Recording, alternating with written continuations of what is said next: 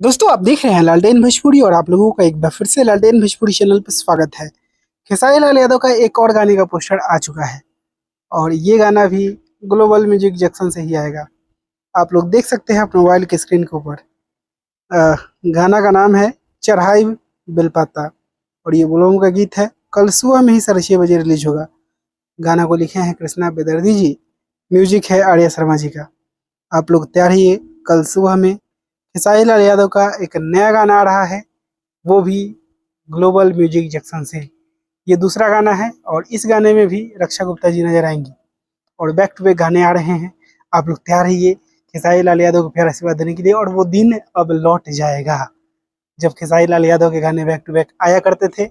एक बार फिर से आना शुरू हो चुका है और अब हिट नहीं जाएगा तो कब जाएगा, सोचने वाली बात है। बाकी आप लोग सुनते रहिए।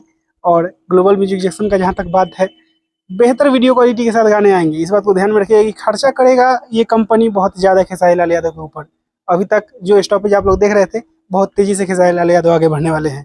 बाकी मैं मिलूंगा आप लोगों से नए वीडियो में, तब तक के लिए जय हिंद, जय भोजपुरी।